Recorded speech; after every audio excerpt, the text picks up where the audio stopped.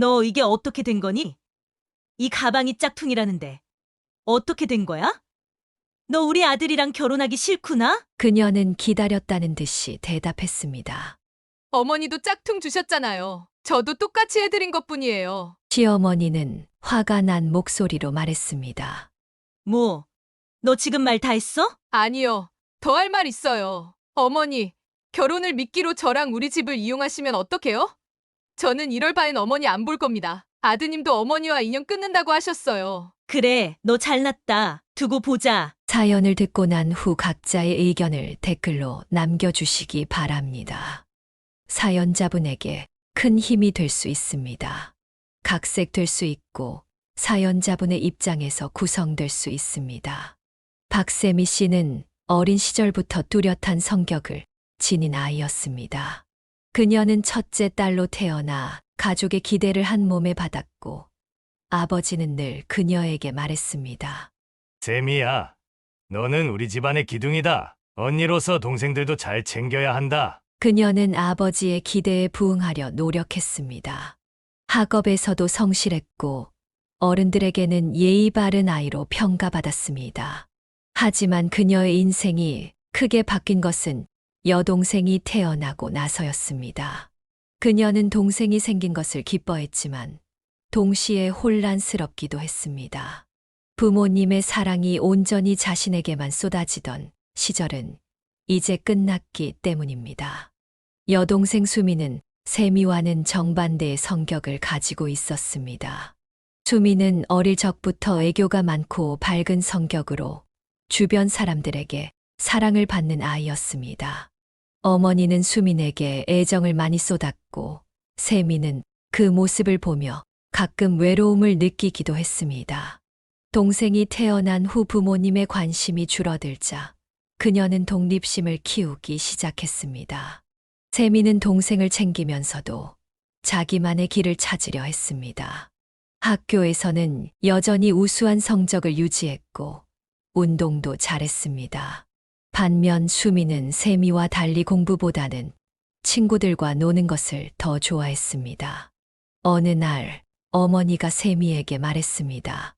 세미야, 수민이 좀 챙겨줘. 요즘 학교에서 친구들과 자주 싸우는 것 같아. 세미는 어머니의 부탁에 대답했습니다. 알겠어요, 엄마. 제가 수민이랑 얘기해 볼게요. 세미는 동생과 대화를 나누려 했지만 수미는 늘 반항적인 태도로 일관했습니다. 자신보다 모든 면에서 뛰어난 언니에게 열등감을 느꼈기 때문입니다. 언니, 나한테 왜 이래? 내가 뭘 잘못했어? 수미는 늘 이렇게 말했고 세미는 그런 동생을 이해하려고 노력했습니다. 하지만 시간이 지나면서 두 사람의 갈등은 점점 커져갔습니다. 특히 고등학교 시절이 되면서 세미와 수민의 차이는 더욱 뚜렷해졌습니다. 세미는 장학금을 받을 정도로 학업에 뛰어났고 수민은 학교 생활에 흥미를 잃어갔습니다. 수민은 점차 방황하기 시작했습니다. 한 번은 수민이 집을 나갔다는 소식을 듣고 세미는 동생을 찾아 나섰습니다. 길고 긴 수소문 끝에 수민을 찾았을 때 수민은 눈물을 흘리며 말했습니다. 언니, 나도 잘하고 싶은데 자꾸 실패해. 난 왜 이렇게 부족할까? 세미는 그런 수민을 꼭 안아주며 대답했습니다. 수민아, 너도 충분히 잘하고 있어. 그날 이후 두 사람의 관계는 조금씩 나아졌습니다. 세미는 동생을 더 이해하려 노력했고 수민도 자신을 받아들이기 시작했습니다. 비록 둘은 성격도 인생의 방향도 달랐지만 서로를 존중하며 함께 성장해 나갔습니다. 세월이 흘러 세미와 수미는 서로를 더 깊이 이해하며 가까워졌습니다. 비록 어린 시절에는 많은 갈등이 있었지만 이제는 서로에게 없어서는 안 될 존재로 자리 잡고 있었습니다.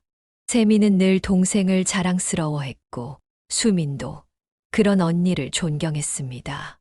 하지만 그 평온한 일상은 어느 날 갑작스럽게 깨졌습니다. 그날은 세미가 중요한 시험을 준비하던 날이었습니다. 시험 공부 중에 걸려온 한 통의 전화가 모든 것을 바꾸어 놓았습니다. 수민이 교통사고를 당했다는 소식이었습니다.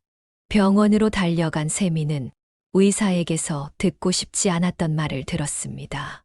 박수민 학생이 크게 다쳤습니다. 지금 수술 중이지만 상황이 좋지 않습니다. 세미는 그 자리에 주저앉았습니다.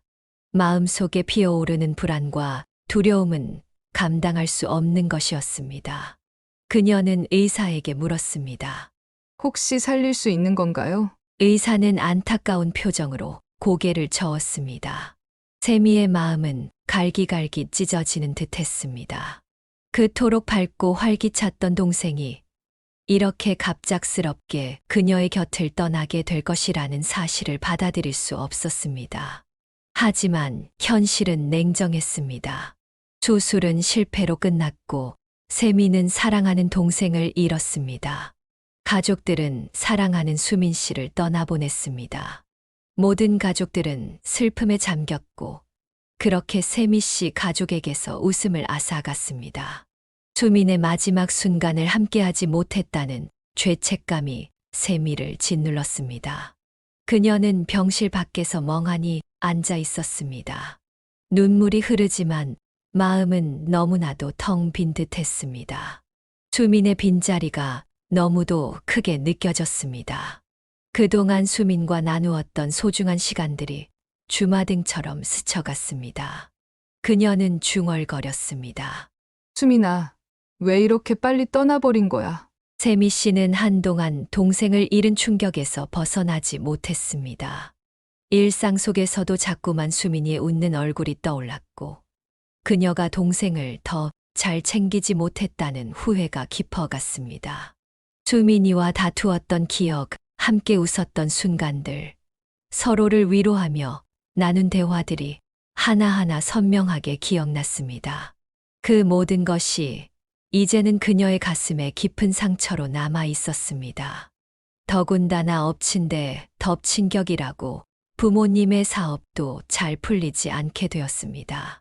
하루가 멀다 하고 빚쟁이들이 집을 찾아왔습니다. 그때부터 그녀의 성격도 많이 의기소침해졌습니다. 고등학교 시절 변두리 학교를 전전하며 매일매일 불안한 삶을 살았습니다. 집에는 늘 짐이 가득했지만 짐을 풀지 않았습니다. 빚쟁이들이 언제 쫓아올지 몰라서 언제든 도망가야 했기 때문입니다. 밤에 자다가 어머니가 깨워서 도망간 적도 있고 낮에 빚쟁이들이 집에 찾아와 난리를 피우는 것도 보았습니다. 물론 돈을 빌려준 사람들의 마음도 이해는 했지만 단지 보증을 섰다는 이유로 아버지가 이렇게 처참하게 무너지는 모습을 보며 그녀는 피눈물을 흘렸습니다. 그런 그녀는에게도 취미가 있었습니다. 그녀는 매일 그림을 그리며 안정을 찾으려고 노력했습니다. 가끔은 인터넷 게시판에 그녀의 그림을 공유하고 사람들의 반응을 즐겼습니다. 그림을 매개로 위로를 받으며 하루하루를 버티고 지냈습니다. 나중에 알게 된 사실이지만 아버지의 지인들이 사기를 쳐서 아버지가 책임지게 만들었고 서류를 조작했다는 소문도 들었습니다. 그런 말이 나돌 정도로 아버지는 사건에 큰 관여가 없었지만 세상에서 가장 큰 고통을 받아야 했습니다. 물론 가족인 그녀도 그 고통을 함께 겪었습니다. 그녀는 어렵게 고등학교를 졸업한 후 바로 취직을 했습니다. 항상 외로운 신세였습니다. 과거의 친구들과는 완전히 인연을 끊었고 현재 만나는 사람들과도 쉽게 가까워지지 못했습니다. 세상 겁 없이 살면서 이 사람 저 사람 툭툭 건드리며 살아왔던 그녀는 이제 세상이 무서워져서 함부로 행동하지 못했습니다. 자연스럽게 회사에서도 친한 사람은 드물었고 조용히 회사를 다니는 여직원 정도로만 인식되던 시절이었습니다. 동료들이 다가와 위로를 해도 그녀는 그저 미소로 답할 뿐이었습니다. 세미 씨, 괜찮아요? 요즘 많이 힘들어 보여요. 동료의 걱정스러운 질문에 세미는 그저 고개를 끄덕이며 짧게 대답했습니다. 괜찮아요. 그냥 좀 피곤해서 그래요. 그녀는 그때까지도 자신이 동생을 더 잘 챙기지 못한 탓에 이런 일이 일어났다고 자책했습니다. 수민을 지켜주지 못했다는 죄책감이 그녀를 잠식해갔고, 이는 세미의 삶 전반에 걸쳐 영향을 미치기 시작했습니다. 그녀는 과거의 자신감 넘치던 모습에서 점점 멀어져 갔고, 세상에 대한 두려움과 불안감 속에서 살아가게 되었습니다. 아버지는 시골로 내려가 자연인처럼 살고 계셨고, 그녀는 어머니와 단둘이 지하 원룸에서 살고 있었습니다. 그녀도 이제 이런 우울한 감정을 떨쳐버리고 행복해지고 싶어 노력했습니다. 그때 소개팅을 통해 한 남자를 만나게 되었습니다. 중소기업에 다니는 평범한 남자였지만 자신만의 신념이 있었고 사업 계획이 확실해 자신감에 차 있었습니다. 아버지가 항상 하셨던 말씀과 똑같은 사내였습니다. 나중에 결혼할 남자도 멋지고 파워 있는 남자 데려와라. 난 사윗감이 그랬으면 좋겠다. 그녀 마음에 쏙 드는 남자였습니다. 그런 남자를 소개로 만났으니 그녀는 조금 긴장했지만 의외로 농담도 잘하고 빈틈이 많았습니다. 그런데 약간의 허풍기가 있었습니다. 엄밀히 말하면 그는 이야기를 부풀려서 말하는 스타일이었습니다. 예를 들어 어느 날 남자친구가 몸이 아프다며 연락이 왔습니다. 그녀는 깜짝 놀라 어디가 아프냐고 물었더니 그가 엄청난 호들갑을 떨었습니다. 걱정이 된 그녀는 모든 일을 제쳐두고 남자친구의 집에 갔지만 그가 다친 곳은 손톱이 부러진 것이었습니다. 그녀가 짜증을 내며 화를 내자 그는 웃으며 말했습니다. 보고 싶어서 그랬어. 이렇게 해야 내가 달려올 거 아니야. 내 깜짝 이벤트에 속았지? 이렇게 사람을 놀라게 하는 사람이었습니다. 그때는 그런 모습조차 좋았습니다. 그래서 자연스럽게 그와 동거까지 하게 되었습니다. 물론 어머니도 일을 허락했고 남자친구는 생활비까지 제공했기 때문에 그녀는 그때만 해도 그와 결혼할 거라 믿었습니다. 결국 어머니와 같이 살던 집에서 나와 남자친구의 집에 들어갔습니다. 그렇게 시간은 지나갔습니다. 시골에서 종종 아버지가 서울로 올라오시면 같이 밥을 먹곤 했습니다. 그런데 어느 날 아버지가 갑자기 이렇게 말했습니다. 우리 집 앞 대로변 사거리에서 은석이네를 우연히 만났어. 아버지가 은석이를 만났다고 하니 옛날 추억이 떠올랐습니다. 은석이는 어릴 적 옆집에 살았던 동갑내기 남자인 친구였습니다. 그녀는 은석이가 어떻게 지내는지 궁금해 물었습니다. 아버지는 이렇게 말했습니다.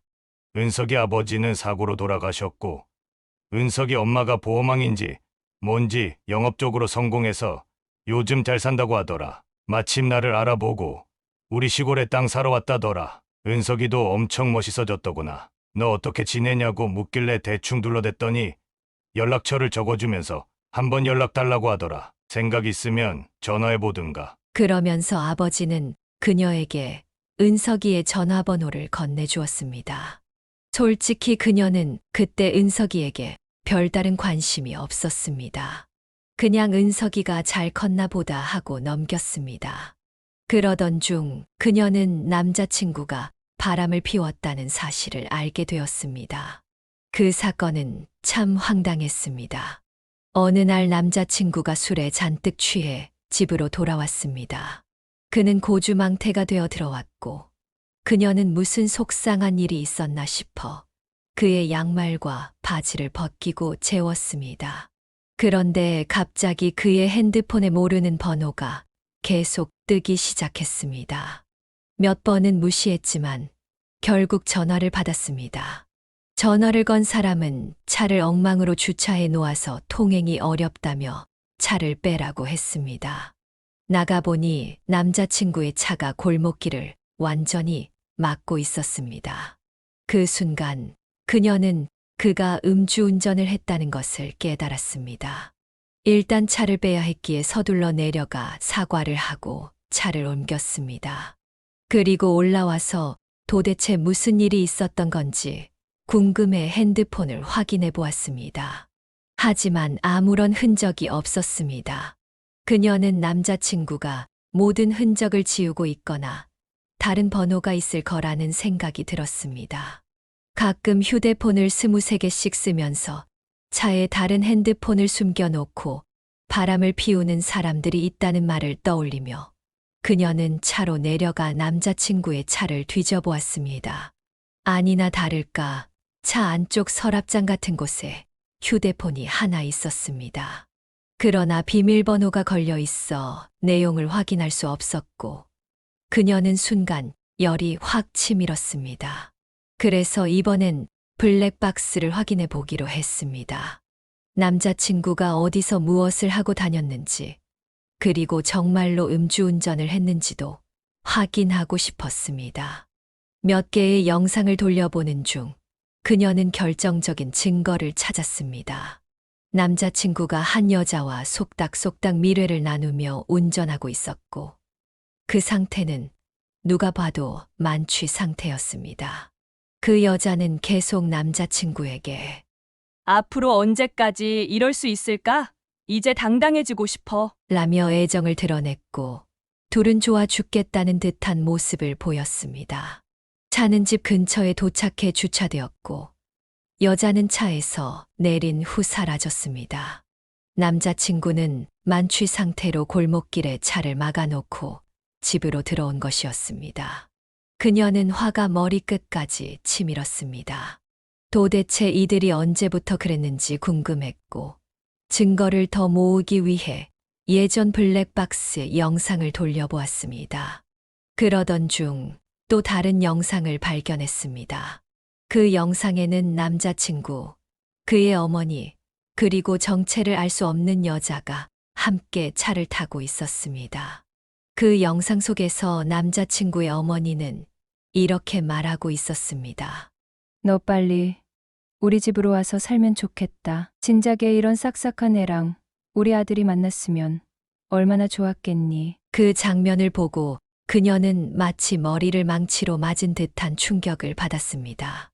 그 여자애는 남자친구에게 고음의 목소리로 애교를 부리며 남자친구는 기뻐서 어쩔 줄 몰라 했습니다. 남자친구는 어머니에게 이렇게 말했습니다. 엄마, 어때요? 우리 자기 끝내주죠? 셋이 함께 깔깔대며 웃는 그 장면은 그녀에게 더 큰 상처를 주었습니다.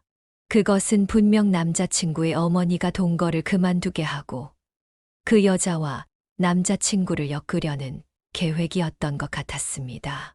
더 이상 참을 수 없었던 그녀는 자고 있던 남자친구의 엉덩이를 발로 차버렸습니다. 남자친구는 술에 떡이 되어 자고 있었지만 그 통증에 비명을 지르며 깨어났습니다. 그녀는 남자친구의 귀를 사정없이 때리며 말했습니다. 술 더 깨라. 음주운전으로 면허 취소나 당해봐라. 술이 덜 깬 남자친구는 잠결에 무슨 말을 할까 말까 하다가 그녀가 계속해서 욕을 퍼부으며 뭐라도 말해봐. 라고 하자 그제야 남자친구는 대답했습니다. 남자가 사회생활하다 보면 여자도 좀 만나고 그럴 수 있지. 별걸 다 트집 잡고 난리야. 아무것도 가진 것도 없는 애를 사랑해줬으면 됐지. 언제까지 기어오를 생각이냐? 정말 어이가 없었습니다. 방귀 낀 놈이 성낸다더니 어쩜 그렇게 뻔뻔하게 말할 수 있는지 믿기지 않았습니다. 당연히 그녀는 동거를 그만두고 친정으로 돌아갔습니다. 그 사이 아버지는 남자친구를 잡으려 하기도 했고 살벌한 시간이 이어졌습니다. 그러다 시간이 지나 아버지가 시골에서 시작한 농사가 잘 되어 안정화되면서 어머니도 시골로 내려가게 되었습니다. 그녀는 우연히 모기업의 사내 방송에서 일하게 되는 기회를 얻었습니다. 남자친구와 이별한 후 그녀는 회사를 그만두고 잠시 쉬는 시간을 가졌습니다.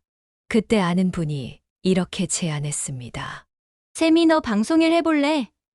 사람을 구하는데 믿을 만한 사람이 잘 안 구해지네. 그녀는 대답했습니다. 방송이요? 저 방송일 한 번도 안 해봤는데 괜찮을까요? 그러자 그분이 말했습니다. 아, 회사에서 일하는 사내 방송 작가야. 크게 어려운 건 없어. 방송 일을 안 해봐도 누구나 할 수 있는 수준이야. 회사 상황 보고 그걸 알려주기만 하면 되는 일이야. 다른 사람들이 다 도와줄 거니까 걱정 안 해도 돼. 그렇게 얼떨결에 그녀는 사내 방송 작가가 되었습니다. 큰 기업은 아니었지만 나름 규모가 있었고 아침과 점심 무렵에 기업 관련 소식을 전하는 영상을 준비하는 제작진의 일원이 되었습니다. 회사 돌아가는 일도 알아야 했고 다른 지역의 회사로 출장 가서 촬영해 오기도 해야 했습니다. 그녀는 그때가 제일 숨통이 트이는 시기였다고 생각했습니다. 매일 사무실에만 있다가 타지로 나가서 잠시 바람도 쐬고 그 지역의 음식도 먹고 새로운 사람들을 만나게 되었기 때문이었습니다. 마침 그때 그녀가 방문했던 지역의 회사에서 젊은 과장이 이달의 우수 사원으로 뽑혀 취재차 내려갔습니다. 처음 연락처를 받았을 때 그 이름이 어디서 많이 들어본 이름 같았습니다. 송은석. 솔직히 말해 설마 했습니다. 긴가민가 하며 사전에 전화로 간단히 인터뷰는 했지만 현장에 가면 뜻대로 되지 않는 경우가 많았기 때문에 그녀는 리포터와 PD 그리고 함께 현장을 방문하게 되었습니다. 현장에 도착하자마자 많이 보던 멀끔하게 생긴 남자가 다가오더니 본사에서 촬영 오신 분들 맞죠? 제가 송은석입니다. 라고 말하는 것이었습니다. 그녀는 그를 보자마자 탄성을 질렀습니다. 그가 중학교 동창 은석이었던 것입니다. 세상에 이런 우연이 있을까 싶었습니다. 은석이도 처음에는 그녀를 보고 긴가민가 했지만 그녀가 그때 이야기를 꺼내자 그제야 알아보고 반가워했습니다. 리포터와 PD도 정말 우연이라며 신기해했습니다. 그날 촬영은 엄청나게 잘 진행되었고 은석이가 몸을 사리지 않고 도와준 덕분에 모든 일이 순조롭게 끝났습니다.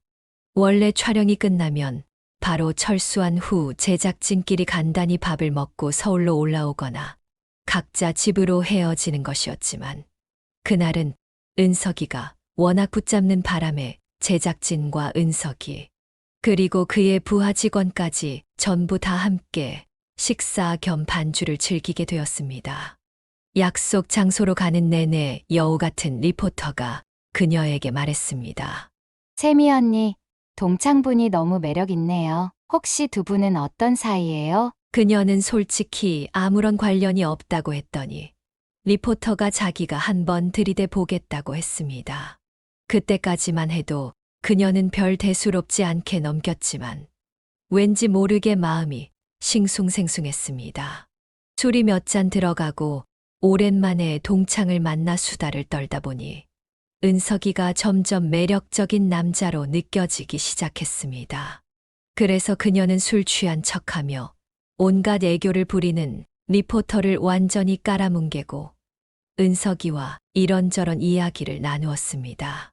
사실 그녀는 옛날 과거 이야기는 꺼내고 싶지 않아서 불편한 자리가 될 것이라 생각했지만 오히려 은석이가 이것저것 물어봐 주었고 그녀도 신이 나서 대답하고 질문하니 대화가 즐거웠습니다. 물론 리포터에게 은석이를 빼앗기지 않을까 하는 경계심도 있었던 것이 사실이었습니다. 그날 그녀는 은석이와 연락처를 주고받았고 그 이후로 자주 연락하며 어느새 은석이와 가까운 사이가 되었습니다. 솔직히 그녀는 이미 감이 왔습니다. 이러다 은석이와 사귀겠구나. 그리고 아니나 다를까 은석이가 어느 날부터 데이트 신청을 하고 손도 잡으려 하더니 어느새 그들은 연인이 되어 있었습니다. 그리고 얼마 지나지 않아 그녀는 은석이의 어머니, 즉 예비 시어머니에게 인사를 하게 되었습니다. 오랜만에 만난 은석이의 어머니는 더 세련되고 예뻐진 모습이었습니다. 사실 그녀는 어릴 적 은석이 어머니를 수다쟁이로만 기억하고 있었습니다. 어릴 적 은석이 어머니가 그녀의 집에 놀러 오면 하루 종일 뭔가를 조잘대던 기억과 그 어머니가 돌아가면 그녀의 어머니가 항상 이렇게 말하곤 했습니다. 저 여편네는 시끄러워서 귀에서 피가 날 정도야. 그런 기억이 있었기에 이제 그분을 예비 시어머니로 만나는 것은 부담스러웠습니다. 그런데도 여전히 예비 시어머니는 엄청나게 수다스럽고 하이톤으로 농담을 던지며 그녀와 대화를 이어갔습니다. 솔직히 반가우면서도 부담스러웠지만 그녀는 예비 시어머니가 자신에게 관심이 있어서 이렇게 농담도 하고 수다를 떠는 것이라 생각했습니다. 예비 시어머니는 계속해서 말했습니다. 내가 너희 아빠를 우연히 안 만났더라면 이런 일도 없었을 거야. 그동안 너희 집 소식은 간간히 들었어. 그래도 이렇게 잘 자라주고 좋은 직장에 다니니 대단하구나. 은석이네 회사 본사에서 일한다며. 대단하네, 대단해. 예비 시어머니는 그녀가 본사 직원인 줄 알고 있었습니다. 물론 그녀는 본사 소속 직원이긴 했습니다만 사실 사내 방송직은 계약직이라서 계약이 종료되면 일을 그만두게 되는 상황이었습니다. 그래서 항상 재계약 시즌이 다가올 때면 불안한 마음이 들었지만 예비 시어머니는 이런 상황을 모르고 계셨습니다. 은석이도 굳이 그런 걸 일일이 설명할 필요는 없다고 했고 그녀 역시 말하지 않았습니다. 하지만 나중에 이게 큰 문제가 될 줄은 미처 몰랐습니다. 어쨌든 한동안 그녀는 예비 시어머니에게 이쁨을 한껏 받았습니다. 아무래도 친정엄마는 아버지를 따라 시골로 내려가셔서 그녀는 혼자 서울에서 생활하고 있었는데 은석이네도 상황이 비슷했습니다. 은석이는 그 지역의 회사에서 일하고 있었고 예비 시어머니는 서울에 계셔서 자주 식사할 기회가 있었습니다. 그런데 만날 때마다 예비 시어머니는 그녀에게 현금을 주며 아가, 이거 얼마 안 되지만 용돈 쓰렴. 하며 돈을 주셨습니다. 물론 큰 돈은 아니었지만 10,000원 혹은 50,000원 정도씩 쌓이다 보니 대략 50만 원 정도가 되었습니다. 그녀는 당연히 감사했지만 동시에 예비 시어머니가 늘 이런 말씀을 하셨습니다. 그런데 니네 엄마도 한번 만나야 하는데 얼굴도 못 뵙네. 언제 한번 보고 싶구나. 물론 그녀도 자리를 마련하고 싶었지만 친정엄마는 아빠와 농사일에 바쁘셨고 솔직히 그녀의 부모님은 은석이네와의 관계를 그리 달가워하지 않으셨습니다. 그래도 자식이 부모를 이기지 못하니 자연스럽게 상견례가 진행되었고 어느 정도 결혼식 날짜도 잡히게 되었습니다. 그때 은석이가 개인적인 일로 결혼을 조금 여유 있게 진행하자고 합의했기 때문에 그녀는 계속해서 일을 하고 은석이는 지방에서 열심히 일하며 마치 주말 부부처럼 데이트를 즐겼습니다. 그러던 어느 날 예비 시어머니가 그녀에게 말했습니다. 얘야, 너도 슬슬 아이 가지려면 여러 가지로 노력해야지. 매일 출퇴근에 시달리고 업무에 스트레스 받으면 아이가 생기려 해도 안 생기는 거 아닌지 모르겠구나. 그녀는 대답했습니다. 어머니, 저는 괜찮아요. 적당한 스트레스가 정신 건강에도 좋고요. 아는 분 회사라서 그렇게 많이 스트레스 주지도 않아요. 그러나 예비 시어머니는 계속해서 설득했습니다. 그래도 그렇지. 좋은 아이 낳으려면 몸도 만들어야 하고 푹 쉬고 몸에 있는 독소도 좀 빼내야지. 이렇게 예비 시어머니는 이것저것 이유를 대며 그녀에게 회사를 그만두라고 종용하셨습니다. 사실 그녀는 계약직이라 언제 그만두게 될지 몰랐기에 일단 열심히 다니고 싶었고 그렇게 어려운 일도 아닌데 왜 자꾸 회사를 그만두라고 하는지 걱정이 되었습니다. 여기서부터 조금씩 갈등이 생기기 시작했습니다. 예비 시어머니가 은석이에게 이 이야기를 했고 은석이도 같은 이야기를 반복하기 시작했습니다. 결국 은석이는 속 시원하게 모든 이야기를 털어놨습니다. 그런데 이 이야기를 들은 예비 시어머니는 마치 자신이 속았다고 느끼셨던 것 같습니다. 하루는 예비 시어머니가 그녀에게 전화를 걸어 말했습니다. 너 계약직이었니? 내 어머니는 왜 나한테 말 안 했니? 너가 본사 다닌다고 해서 철석같이 믿었는데 계약직인 줄 알았으면 내가 이렇게까지 하지 않았을 거야. 그녀는 죄송하다고 말했습니다. 어머니, 본의 아니게 속인 건 죄송해요. 하지만 의도는 아니었어요. 하지만 아무리 해명을 해도 예비 시어머니는 기분이 상한 듯 했고, 이후로 그녀에게 반응이 좋지 않았습니다. 그러던 어느 날, 은석이가 그녀를 찾아와 물었습니다. 너 나랑 만나기 전에 동거했었어? 그녀는 너무 놀랐습니다. 어떻게 그런 사실을 알게 된 건지 너무 뜬금없는 이야기에 정신이 멍해졌습니다. 그러자 은석이가 말했습니다. 어머니가 너 뒷조사를 좀 하셨나 봐. 그런데 너가 동거한 것까지 다 알아내셨어. 그 순간 그녀는 화가 폭발했습니다. 어쩌면 그녀의 과거 사생활을 캐내서 이런 일까지 알아냈을까? 너무나 화가 났습니다. 그런데 오히려 은석이는 그녀를 위로하며 말했습니다. 솔직히 난 괜찮아. 요즘 그게 흠이냐고? 난 괜찮은데 엄마가 자꾸 기분 나빠해서 그래. 너가 잘 이야기해봐. 물론 내가 옆에서 도울게. 그 점은 너무 고마웠지만 그녀는 예비 시어머니와 반드시 이야기를 나눠야겠다고 생각했습니다. 물론 그녀는 예비 시어머니에게 불편한 마음이 들었습니다. 시어머니가 자신의 사생활을 탈탈 털어가며 거짓말쟁이로 몰아세우는 상황은 분명히 기분 나빴습니다. 그렇지만 그녀는 예비 시어머니와 직접 만나 이야기를 하기로 결심하고 마음을 정리하고 있었습니다. 그때 친정엄마에게 전화가 걸려왔습니다. 은석이 엄마한테 전화가 왔다. 너희들 다 알고 전화했더라. 근데 잘 이야기됐고, 내가 동거는 아니고 회사 기숙사에서 지내던 남자라고 대충 거짓말로 했으니 너도 그렇게 이야기하렴. 알았지? 어쨌든 상견례도 했는데 굳이 일을 망칠 필요는 없잖니. 이번에 잘 이야기해보렴. 친정엄마의 말에 그녀는 화가 났습니다. 왜 친정엄마가 거짓말까지 해야 하나 하는 생각이 들었기 때문입니다. 그래서 예비 시어머니를 만나 정확하게 물어보기로 했습니다. 그녀가 만나자마자 쏘아붙였습니다. 어머니, 왜 뒷조사하셨어요? 그러자 시어머니는 조금 당황한 듯 하다가 말했습니다. 난 조사한 적 없다. 동거했던 남자친구의 엄마가 알고 보니 우리 교회에 다니는 사람이더라고. 그래서 전달해 들은 것뿐이야. 그녀는 순간 머리가 띵해졌습니다. 그녀는 상상도 못한 일이었습니다.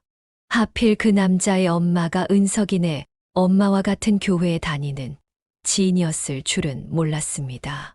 그리고 시어머니가 마당발인 만큼 이런 소문도 자연스럽게 들을 수 있었다는 것이었습니다. 괜히 친정엄마가 해준 선의의 거짓말이 무색해졌습니다. 예비 시어머니는 마치 꼬투리를 잡았다는 듯 말했습니다.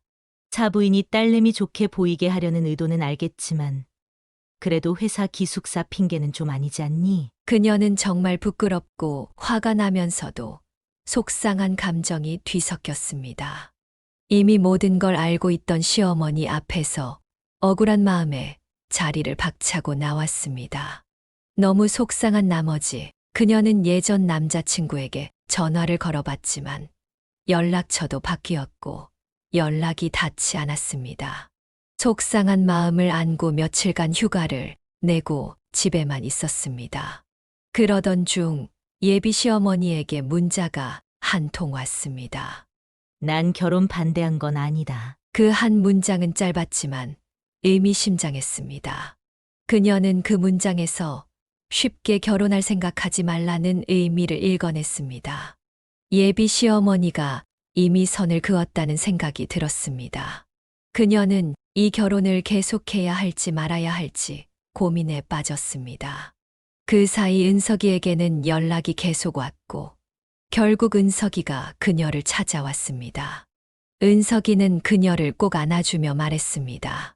우리 엄마 때문에 힘들지? 미안해. 난 아무렇지도 않아. 속상해하지 마. 나중에 우리 엄마도 이해하실 거야. 그냥 기싸움 같은 거잖아. 너 학교 다닐 때도 항상 당당했잖아. 지금도 그렇게 당당하게 행동하면 돼. 은석이의 말은 큰 위로가 되었습니다. 그가 남자답게 리드해주고 응원해주는 모습에 그녀는 감동을 받았습니다. 그때부터 그녀의 닫혔던 마음이 조금씩 열렸습니다. 그녀는 스스로에게 물었습니다. 내가 뭘 잘못한 거지? 그녀는 자신감을 얻었고, 그때부터 예비 시어머니와 당당하게 눈을 마주보고 대화를 나눌 수 있게 되었습니다. 그래서 시어머니에게 연락해 다시 식사 자리를 잡았습니다. 식사 자리에서 그녀는 당당하게 말했습니다. 어머니, 저 은석이랑 결혼할 건데 너무 늦어지면 좀 그렇잖아요. 결혼을 더 앞당기죠. 그녀가 팍 치고 나가자 시어머니는 살짝 당황한 듯 웃으며 대답했습니다. 너 정말 결혼할 거지? 그치? 내가 바라는 바야. 시어머니는 웃으면서 말했지만 그 웃음 뒤에 뭔가 교묘한 기싸움이 숨어 있었습니다. 그러나 그녀도 이를 갈고 나온 만큼 물러서지 않았습니다. 그녀는 웃으며 대답했습니다.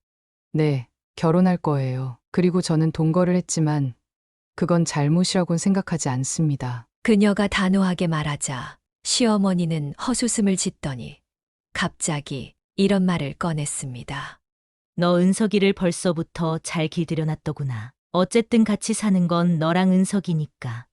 둘이 알아서 잘해라. 그러면서 시어머니는 그녀에게 작은 상자를 건넸습니다.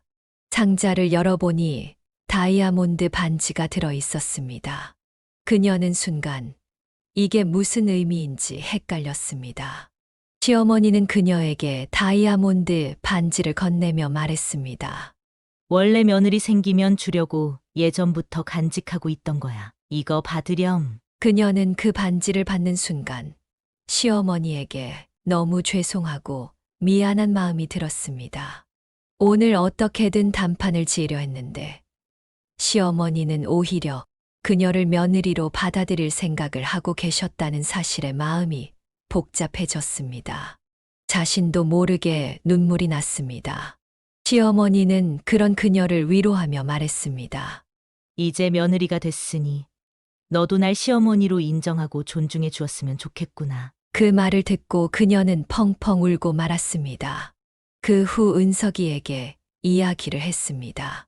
내가 어머니를 오해했던 것 같아. 어머니 입장에선 내가 거짓말한다고 생각하셔서 그러신 것뿐인데 나는 내 생각만 한 것 같아. 너무 죄송해. 보통 이런 상황에서 남편이 될 사람이라면 그녀를 꼭 안아주거나 다독이며 모든 게 잘 풀렸으니 괜찮다고 말해줄 법도 했습니다. 그러나 은석이는 의아한 표정으로 대답했습니다. 엄마가 그랬다고? 이상하네. 그의 반응이 오히려 더 이상하게 느껴졌습니다. 은석이는 잠시 갸웃거리며 생각하더니 금방 알았다는 듯이 말했습니다. 그래, 그럼 앞으로 어디서 살 건지, 어떻게 결혼 생활을 유지할 건지, 미래 계획을 좀 이야기하자. 그녀는 그냥 그런가 보다 하고 넘어갔지만 그때부터 상황은 다시 꼬이기 시작했습니다. 그녀가 간접적으로 패배를 인정한 이후 시어머니의 갑질이 본격적으로 시작되었습니다.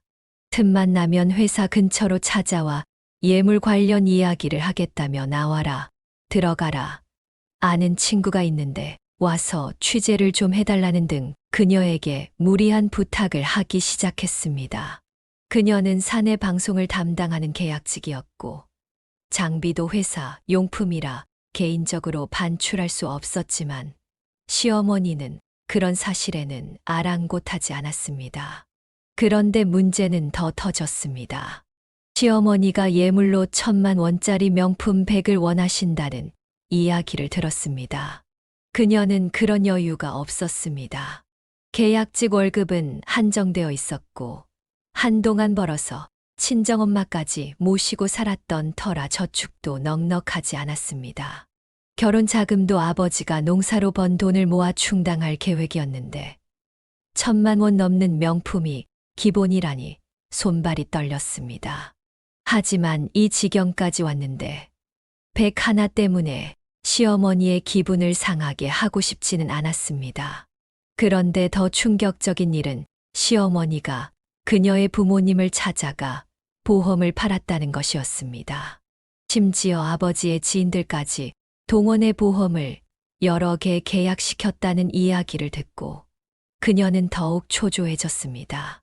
부모님이 무슨 이유로 그런 계약을 해줬을지 생각하니 속이 상했습니다. 모두 그녀 때문에 고생하는 것 같아 괴로웠습니다. 그때 친정엄마도 이 사실을 알고 말했습니다. 그놈의 여편네. 옛날에 잘 나갈 때도 명품 입에 달고 살더니만 그 버릇 아직도 못 고쳤네. 너는 걱정하지 마라. 우리가 알아서 해줄 테니까. 친정엄마는 그녀를 다독여 주었지만 그녀는 자신의 무능함에 속상해졌습니다. 그런데도 상황은 예상치 못한 방향으로 흘러갔습니다. 어느 날 은석이가 반지를 맞추러 가자고 말했습니다. 그녀가 대답했습니다. 반지? 이미 어머니께 받았는데. 그러자 은석이는 웃으며 말했습니다. 아, 다이아 그건 상징적인 거잖아. 그녀는 대꾸했습니다. 그렇긴 한데 비싸고 고급인 걸 받았잖아. 뭐하러 반지를 또 맞춰? 그러자 은석이는 껄껄 웃으며 말했습니다. 그게 무슨 고급이야? 짝퉁인데. 그녀는 충격을 받아 물었습니다. 뭐라고? 은석이는 대답했습니다. 원래 그 반지는 어머니가 차고 다니던 짝퉁이야. 이미 상징적으로 주려고 했던 거고. 나도 그건 알고 있었어. 그런데 명품백을 요구하신 건 이번에 처음 듣는 얘기야. 그녀는 황당해했습니다.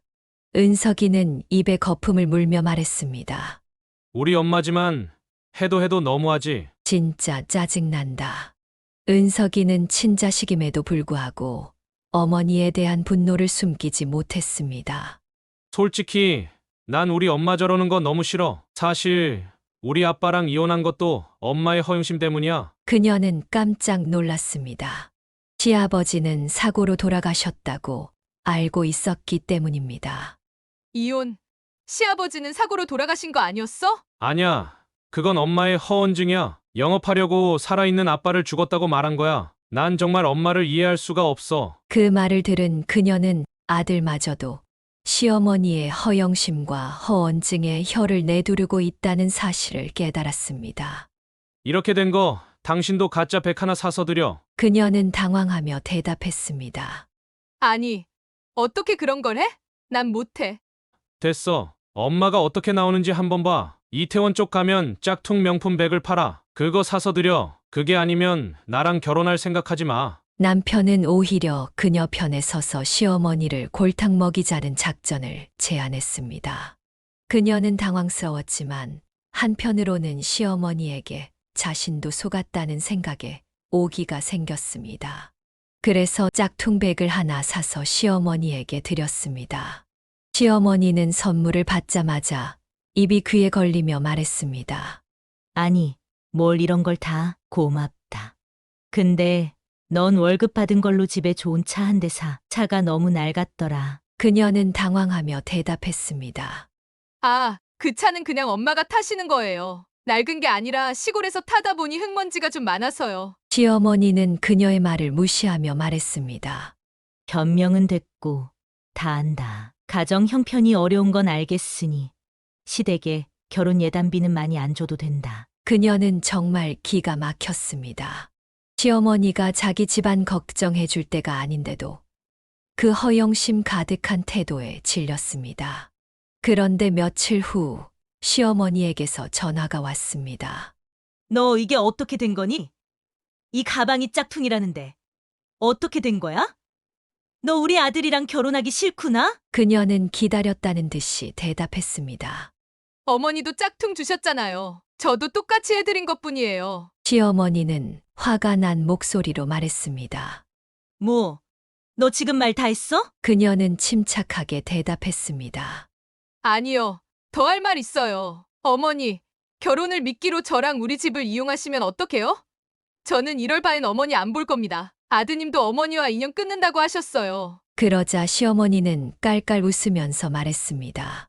그래, 너 잘났다. 두고 보자. 통화가 끝났지만 그녀는 두렵기도 하고 한편으로는 속이 시원하기도 했습니다.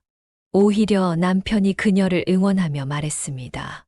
결혼은 우리끼리 하면 돼. 너무 신경 쓰지 마. 정말 바보 같은 남편이었지만 그 말에 위로를 받았습니다. 그러나 그날 저녁 시어머니가 집 앞에 찾아와 소리쳤습니다. 너 이럴래? 이렇게까지 남의 귀한 아들놈한테 막대해도 되는 거냐? 그녀는 냉정하게 대꾸했습니다. 뭘 막대해요? 시어머니는 분노에 찬 목소리로 말했습니다. 내가 우리 은석이를 완전히 세뇌시켰더라. 아주 우리 집안을 가지고 노는 거냐? 난 이 결혼 반대다. 그녀도 참을 수 없었습니다. 됐고요. 저는 결혼 안 할 거니까 정확히 계산할 건 하고 끝내시죠. 그러자 시어머니는 비웃듯이 말했습니다.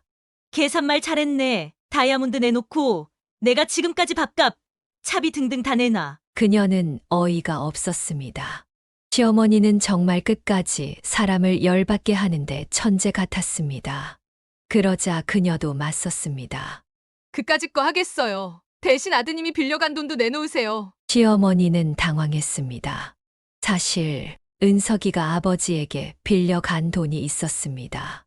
물론 큰 돈은 아니었지만 아버지가 지방에서 생활비 하라고 용돈 비슷하게 준 돈이었습니다.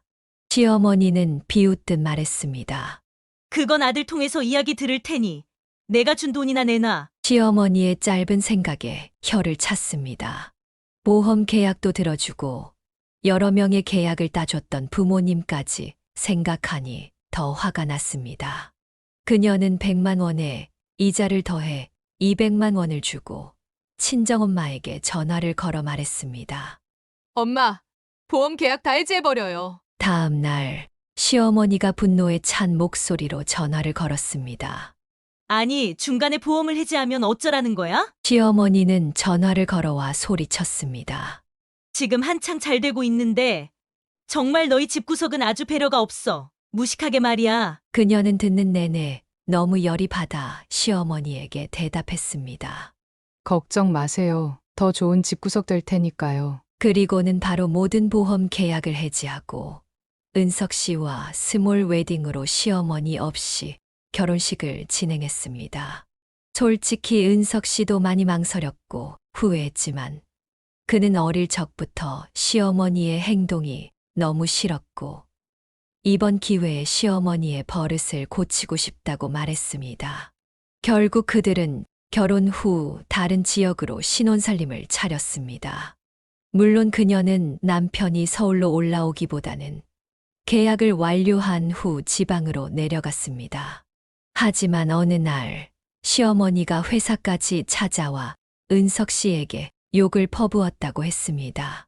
시어머니는 은석 씨가 천륜을 버리고 여자를 쫓아 마음대로 결혼했다며 화를 냈지만 남편은 단호하게 말했습니다.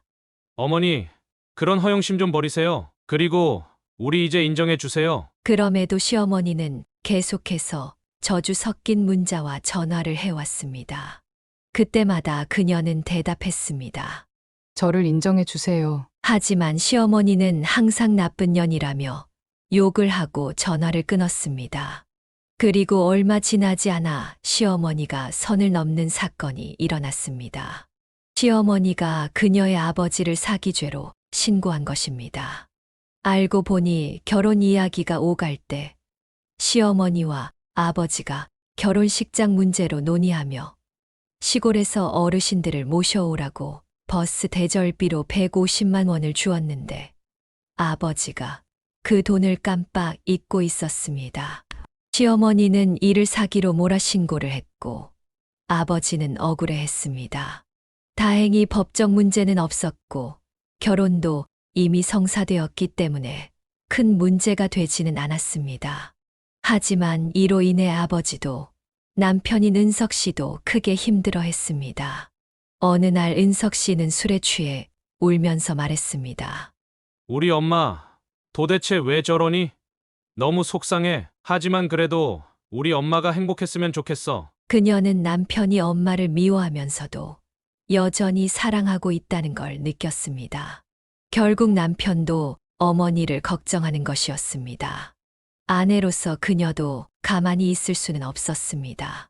평생 어머니와 등지고 살 수는 없을 것 같았기 때문입니다. 그래서 그녀는 150만 원에 이자를 붙여 200만 원을 들고 시어머니가 있는 사무실을 찾아갔습니다. 그리고 정중하게 돈을 건네며 말했습니다. 200만 원 받고 인연 끊으실래요? 아니면 200만 원 안 받고 아드님이랑 제 뱃속에 있는 손주도 보실래요? 사실 그녀는 그때 임신한 상태였습니다. 시어머니는 잠시 생각하는 눈치였지만 그 후 남편에게 다시 톡을 보내며 그녀에게도 은근히 말을 걸어오려고 했습니다. 비록 시어머니 때문에 많은 마음고생을 했지만 그녀는 천륜을 저버리고 완전히 헤어져 살 수는 없다고 느꼈습니다. 시어머니가 허풍이 좀 있고 허영심도 있지만 그 모든 것이 악의에서 비롯된 것이라고는 믿고 싶지 않았습니다. 그녀는 어디서나 강한 성격을 죽이며 살지는 않겠다고 결심했습니다. 앞으로도 시어머니와 부딪히는 일이 많겠지만 그녀는 현명하게 이겨내려고 다짐했습니다. 여기까지가 박세미 씨의 사연이었습니다. 그녀의 영리한 대처가 마음에 듭니다. 사연을 듣고 댓글로 의견을 남겨주시기 바랍니다. 사소한 의견일지라도 사연자분에게는 큰 힘이 됩니다. 노골적인 악성 댓글은 사연자분에게 상처가 될 수 있으니 삼가주시기 바랍니다.